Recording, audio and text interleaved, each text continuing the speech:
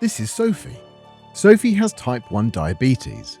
Recently, Sophie chose the MiniMed 670G system by Medtronic to help her manage her diabetes. For the last 7 days, Sophie has been using manual mode. However, today, with the guidance of her diabetes nurse Kelly, Sophie will use auto mode for the first time. Kelly will help Sophie understand the SmartGuard technology by Medtronic by showing her how to enter auto mode and the basics of how to use it. Kelly shows Sophie that auto mode can keep her glucose levels within the target range by matching Sophie's insulin needs as her glucose levels rise and fall. By using auto mode, Sophie will have fewer lows and will spend more time in her required range, as there will be less glucose variability. Sophie learns that this is because auto mode provides automatic basal adjustments, known as auto basal, every 5 minutes.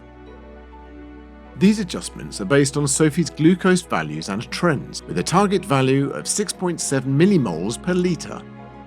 This has been chosen to support the goal of the lowest risk of hypos, whilst keeping most time in range.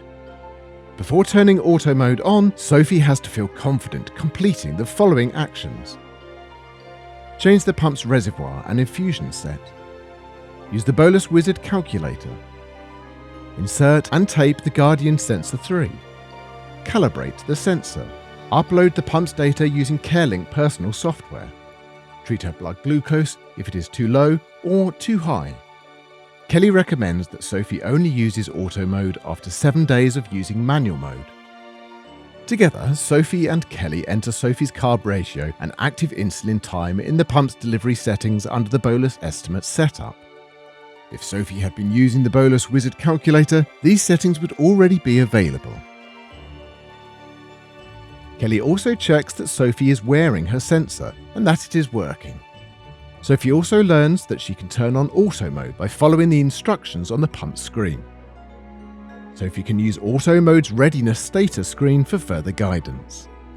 Kelly informs Sophie that she has to remember that auto mode will not activate if a temporary basal rate is active, during a bolus delivery, whilst insulin delivery has been suspended. To turn on auto mode, Sophie must press the menu button. From there, she must now select Options, followed by SmartGuard. From here, Sophie must switch the auto mode setting to on, and finally select Save to confirm her pump's mode update. Now, Sophie's pump will notify her when it's time to enter a blood glucose value to enter auto mode. When Sophie has enabled auto mode, there will be a big blue shield icon with a glucose value in the middle, displayed on the pump screen. Sophie remembers what Kelly told her about the importance of calibrating the pump. For the sensor to provide the pump with the best information, Sophie should calibrate her pump 3 to 4 times a day.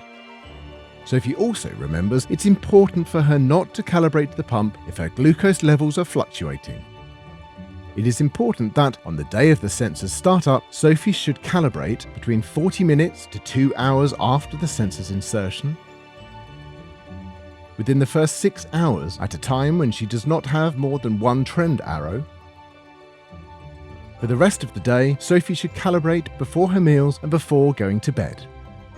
Sometimes the pump will ask for an additional calibration to be on the safe side.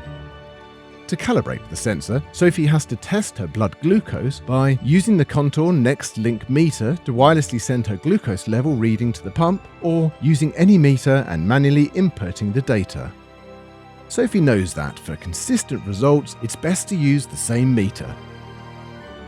Sophie now knows all there is to know about her pump's auto mode and is ready to start her journey with her MiniMed 670G system with SmartGuard technology.